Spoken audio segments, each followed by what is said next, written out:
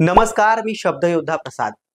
एक 4 वर्षांची गोंडस मुलगी, जिला धड बोलताही येत नाही, तिला शब्द फुटताच ती सांगते की माझं लग्न झालंय, मी दिल्लीची नाहीये, मी मूळची मथुराची आहे। केदारनाथ असं माझं नवऱ्याचं नाव, मला एक बाळ देखील आहे। तर तर तुमच्या मनात दोन विचार येतील। पहिला, की मी एखाद्या चित्रपटाची स्टोरी सांगतोय, आणि दुसरा, की मी खोटं बोलतोय। पण मंडळी, ना मी खोटं बोलतोय, ना कुठल्या पिक्चरची स्टोरी सांगतोय। मी भारतात आणि जगात सगळ्यात जास्त गाजलेल्या एका पुनर्जन्माची कहाणी सांगतोय। या कहाणीने खुद्द महात्मा गांधीजींनाही चक्रावून सोडलं होतं। परदेशातून आलेल्या 15 लोकांच्या कमिटीलाही या 4 वर्षांच्या मुलीच्या पुनर्जन्माचं कोड सोडवता आलं नाही।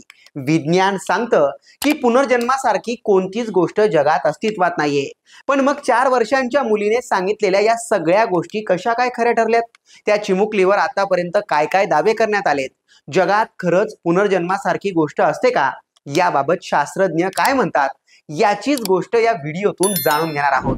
1958 साली प्रदर्शित झालेला पुनर्जन्मावरचा हा भारतातला पहिला चित्रपट। त्यानंतर मग नीलकमल, मेहबूब की मेहंदी, करण अर्जुन आणि ओम शांती ओम असे कितीतरी पुनर्जन्मावरचे चित्रपट तुम्हीही पाहिलेच असतील। पण मी जी गोष्ट तुम्हाला सांगणार आहे ती या चित्रपटांच्याही आधीची आहे।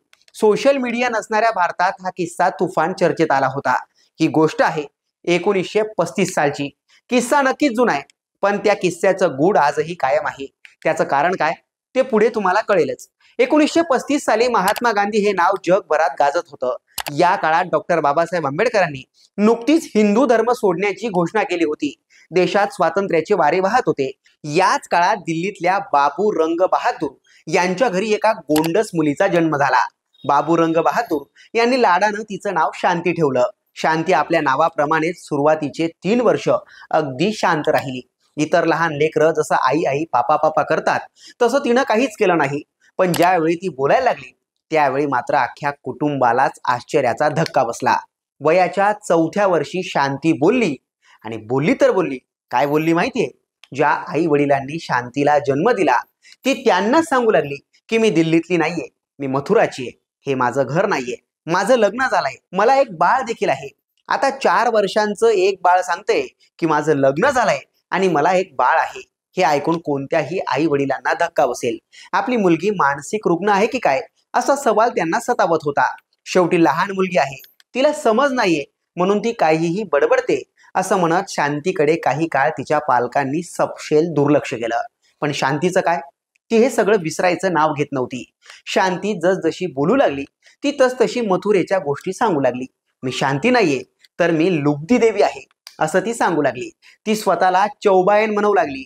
आपल्या नवऱ्याचं मथुरेत कपड्यांचं दुकान आहे, माझ्या नवऱ्याचं माझ्याशी दुसरं लग्न झालंय, माझं पहिलं बाळ मृत निघालं, मी जेव्हा दुसऱ्यांदा गरोदर झाले तेव्हा बाळ वाचलं, पण माझा मृत्यू झाला, असं ती सगळ्यांना सांगू लागली।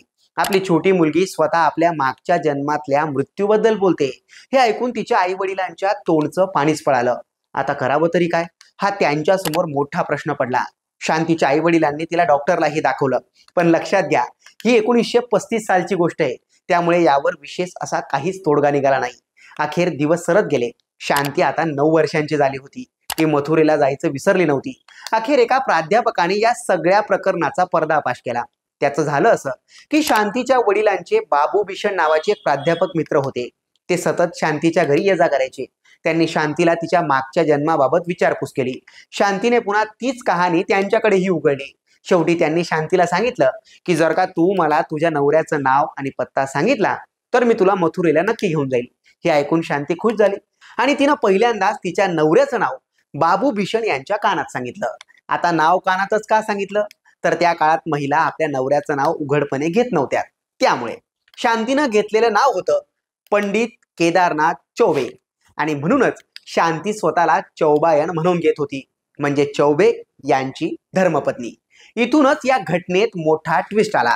बिशनचंद यांनी शांतीने सांगितलेलं नाव आणि पत्त्यावर एक पत्र पाठवलं। गांधीजींचा तो काळ, तेव्हा पत्रव्यवहारच चालायचा। बिशनचंद यांनी त्या पत्रात शांतीनं सांगितलेल्या सगळ्या गोष्टी लिहिल्या। जेव्हा हे पत्र केदारनाथ यांच्या हाती लागलं आणि त्यांनी ते वाचलं तेव्हा मात्र त्यांच्या पायाखालची जमीनच सरकली। यावर केदारनाथ यांनी त्यांच्या दिल्लीतल्या पंडित कांजीमल नावाच्या मित्राला शांतीला भेटायला सांगितलं। ते शांतीला भेटले आणि जेव्हा शांतीने त्यांना सगळं काही सांगितलं त्यावेळी तेही चकित झाले. कांजीमल यांनी केदारनाथ यांना पत्र लिहून सगळी हकीकत सांगितली. केदारनाथ यांना आश्चर्य वाटलं. ते तत्काळ शांतीच्या भेटीसाठी निघाले. पण यावेळी कांजीमल यांनी शांतीला थोडं खोटं सांगितलं की तुला भेटायला आलेली व्यक्ती केदारनाथ म्हणजे तुझ्या नवऱ्याचे मोठे भाऊ आहेत. पण शांतीने जेव्हा केदारनाथला पाहिलं तेव्हा एका झटक्यात त्याला ओळखलं. तिनं लागलीच केदारनाथ यांच्या पाया पडल्या आणि त्यांच्या हातातलं बाळ माझं आहे असं म्हणत त्या बाळाला जवळ घेतलं. यावरून सगळ्यांनाच आश्चर्याचा धक्का बसला. पण शांती मागच्या जन्मात नेमकी होती तरी कोण? ती स्वतःला चौबाईन का म्हणत होती? यासाठी तुम्हाला शांतीची मागच्या जन्मातली स्टोरी ऐकावी लागेल. आताची 9 वर्षांची शांती मागच्या जन्मात लुगदी देवी होती. ती मथुरेतल्या चतुर्भुज नावाच्या व्यक्तीच्या घरी जन्माला आलेली. लुगदी देवीचं 10 वर्षातच केदारनाथ चौबेशी लग्न झालं. केदारनाथ मथुरेमध्ये कपड्यांचं दुकान चालवतात. लग्नाच्या काही दिवसातच लुगदी देवी गरोदर झाली. पण दुर्दैवानं तिचं पहिलं बाळ मृत निघालं. त्यानंतर 1925 ला लुगदी देवी दुसऱ्यांदा गरोदर झाली आणि 4 ऑक्टोबर 1925च्या सकाळी 10 वाजेला लुगदीनं एका गोंडस बाळाला जन्म दिला. यावेळी तिचं बाळ वाचलं, पण दुर्दैवानं लुगदीचा मृत्यू झाला. या घटनेच्या अगदी 10 महिने आणि 7 दिवसांनी दिल्लीतल्या रंगबहादूर यांना मुलगी झाली. त्यांनी तिचं नाव ठेवलं शांती देवी. हीच शांती देवी आपल्या मागच्या जन्मातल्या नवऱ्यासोबत आता गप्पा मारत होती. पण अजूनही तिच्यावर अनेकांना विश्वास बसला नव्हता. शांती खरं बोलते हे पडताळून पाहायला केदारनाथ यांनी एक शक्कल लढवली. त्यांनी शांतीला खासगीत काही प्रश्न विचारले. हे प्रश्न असे होते जे फक्त दोन्हींना म्हणजे नवरा आणि बायकोलाच माहिती होते. शांतीनं याही प्रश्नांची जशीच्या तशी उत्तर दिली. विशेष म्हणजे मागच्या जन्मातली लुगदी देवी कुठे पैसे लपवायची आणि काय करायची याची जागा आणि गोष्ट सुद्धा शांतीनं तंतोतंत खरी सांगितली होती. ही अचंबित करणारी घटना देशभरात व्हायरल झाली. नेमकं त्याच वेळी या घटनेवर खुद्द महात्मा गांधींनी एंट्री केली. महात्मा गांधींना ज्यावेळी या घटनेबाबत माहिती मिळाली त्यावेळी ते स्वतः शांती देवीला भेटले. त्यांनी घटनेची शहानिशा करायला तब्बल 15 लोकांची समिती नेमली. हे लोक शांतीला मथुरेला घेऊन गेले. तेव्हा शांतीनं प्रत्येक ठिकाणच्या आठवणी त्यांना जशाच्या तशा सांगितल्या. सगळ्या गोष्टींची शहानिशा करून या समितीनं एक रिपोर्ट महात्मा गांधींना दिला, ज्याची जगभरात चर्चा झाली. यानंतर शांती देवीला विदेशी रिसर्चर भेटायला आले. या घटनेवर अनेक पुस्तकं लिहिली गेली. बालचंद्र नाहटा यांनी शांती देवीवर एक हिंदी पत्रिकाही छापली, पुनर्जन्म की पर्यालोचना. शांती देवीचे अनेक इंटरव्ह्यू झालेत, रिसर्च झाले. शांती देवीवर लिहिलेलं 20 केसेस सजेस्टिव्ह ऑफ रिइनकॉर्नेशन हे पुस्तक प्रचंड प्रसिद्ध झालं. आता शांती देवी आयुष्यभर अविवाहित राहिली आणि वयाच्या 61व्या वर्षी तिचं निधन झालं. ही झाली शांती देवीची गोष्ट. पण खरंच लुगदी देवीचा शांती म्हणून पुनर्जन्म होता का? याबाबत अभ्यासक काय बोलले आणि विज्ञान पुनर्जन्माबद्दल काय सांगतं ते समजून घेऊयात. विज्ञानात पुनर्जन्माला एक विशेष नाव देण्यात आलंय, अनफाल्सिएबल हायपोथेसिस. म्हणजे काय? तर अशा कल्पना ज्या ना पूर्णपणे खऱ्या सिद्ध करता येतात ना पूर्णपणे खोट्या सिद्ध करता येतात. पुनर्जन्म ही अशीच एक कल्पना आहे. पण तर्काच्या दृष्टीनं पाहिलं तर या प्रकरणात अनेक गोष्टी लक्षात घेण्यासारख्या आहेत. हे खरंय की शांती देवीनं सांगितलेल्या अनेक गोष्टी अशा होत्या ज्या लुगदी देवीच्या आयुष्याशी तंतोतंत जुळणाऱ्या होत्या.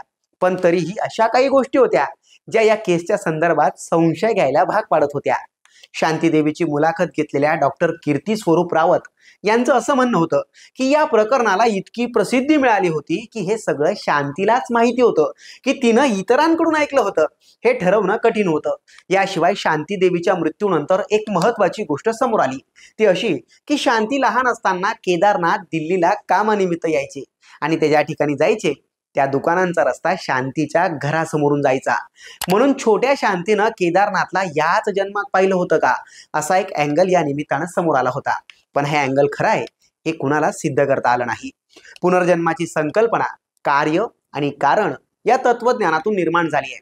आपण आपल्या आजूबाजूच्या जगात पाहतो की प्रत्येक गोष्टीला काही ना काही कारण असतं आणि त्या कारणाचा काही ना काही परिणाम होत असतो. त्यामुळे मृत्यूनंतर काय होतं हा प्रश्न अनेकांना भेडसावतो.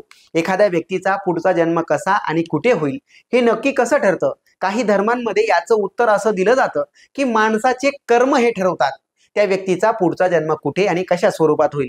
इथूनच पुनर्जन्माची संकल्पना उदयास आली. पण आता जर कोणी विचारलं की याचा पुरावा काय, तर उत्तर असं मिळतं की या संकल्पनेचा कोणताच ठोस वैज्ञानिक पुरावा नाही. याच कारणामुळे शांती देवीची केस जगभरात गाजली. महात्मा गांधींनीही त्यात रस घेतला. असो, या जगात अशा अनेक गोष्टी आहेत ज्यांचं गूढ सोडवणं नाके बराबर आहे.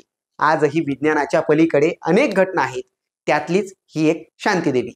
आता तुम्हीच ठरवा, शांतीदेवीचा पुनर्जन्म होता का? आणि पुनर्जन्माबाबत तुम्हाला काय वाटतं? कमेंट करून नक्की कळवा. धन्यवाद.